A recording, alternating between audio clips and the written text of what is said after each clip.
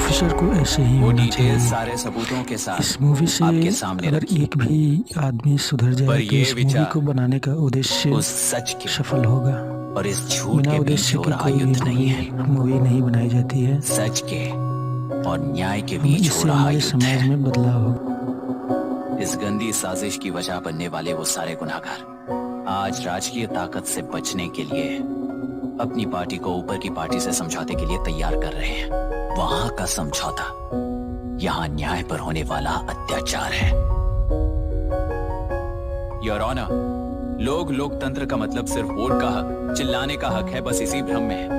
पर बिना बंधे से टूटने वाली व्यवस्था ही उस लोकतंत्र की बुनियाद है, ना जानते हुए अभी भी उस फ्यूडल व्यवस्था में ही जी रहे हैं। जनता ही नहीं बल्कि सिविल सर्वेंट्स और कोर्ट्स भी उन रूल्स के तले गुलाम की तरह ही जी रहे हैं। सिर्फ ऑपोजिशन पार्टी इलेक्शन स्ट्रेटेजी को सीक्रेटली सुनने के कारण अमेरिका में एक प्रेसिडेंट को ही हटा दिया गया है, पर यहाँ उत्तर प्रदेश में एक लड़की पर रिपीटेडली अत्याचार करते हुए, अपने फैमिली मेंबर्स को मारते हुए 2 साल तक असेंबली अटेंड किया एक एमएलए ने। यही है लोकतंत्र और फ्यूडल व्यवस्था के बीच का फर्क। पुलिस ही न्याय व्यवस्था बनकर एनकाउंटर कर रही है तो सारा देश ताली बजा रहा है। न्याय व्यवस्था के लिए इससे बड़ा कोई अपमान हो सकता है क्या? मर्जी के मुताबिक गुनहगारों को बचाते हुए मर्जी से लोगों को सजा देने वाले विशाखा वानी जैसे लोग ही कानून, न्याय और निर्णय बन चुके हैं। न्याय व्यवस्था अगर अभी नहीं जाग उठी तो फिर कब जगेगी बताइए? जनता चुनने वाले लेजिस्लेटर्स, उस लेजिस्लेशन को अमल में लाने वाले सिविल सर्वेंट्स, न्याय की रक्षा करने वाली जुडिशरी, ये 3 घोड़े जब ठीक से काम करेंगे तभी वो लोकतंत्र कहा जाएगा, सरकार कहा जाएगा।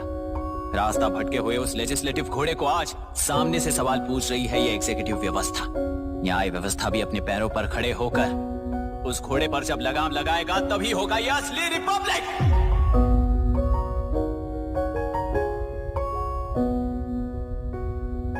आपके इस फैसले में बस एक ही सवाल का जवाब ढूंढना होगा योर ऑनर।